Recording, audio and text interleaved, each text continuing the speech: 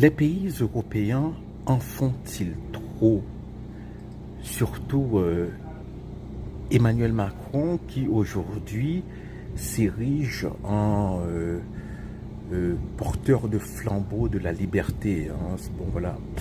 Euh, on, euh, on a déjà oublié la crise des gilets jaunes, hein, et le fait que durant l'été, hein, Macron a laissé son pays dans le flou total parce qu'il ne pouvait pas s'amener à décider d'un premier ministre. Mais bon, voilà, on a oublié tout cela.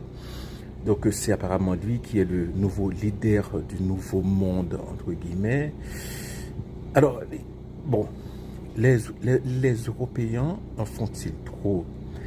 D'abord, il y a deux questions, hein. Est-ce que la Russie, maintenant, représente un danger pour l'Europe de l'Ouest? Non. Parce que l'armée russe est très affaiblie. Elle est obligée de recruter des mercenaires nord-coréens, des mercenaires indiens, des Chinois. Donc voilà.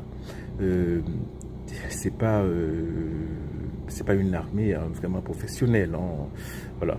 Et ça a toujours été le problème de l'armée russe, hein, c'est que toujours à la pointe de la technologie, mais niveau soldat, par exemple en Afghanistan, dans les années 80, 1980, c'était ça le problème. C'était les conscrits, les soldats étaient mal entraînés. Et c'était des jeunes, des très jeunes, et il y avait aussi un grave problème d'alcool, hein, ils buvaient beaucoup. Donc ils avaient les chars, les chars de guerre modernes à l'époque, hein, voilà, qui étaient un peu vétustes, hein, mais voilà, mais c'était une armée redoutable, hein, du point de vue engin,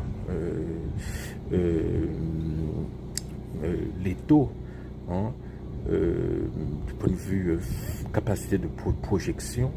Mais encore une fois, hein, il y a toujours ce paradoxe, hein, russe, hein. D'ailleurs, les Russes ont plus d'ogives nucléaires que les Américains. Donc, voilà, c'est toujours le paradoxe, hein. Niveau technologique, ils sont très avancés, mais en ce qui concerne l'armée régulière, c'est pas Jojo, hein, c'est pas joli. Voilà. Donc, les Européens ont-ils raison d'avoir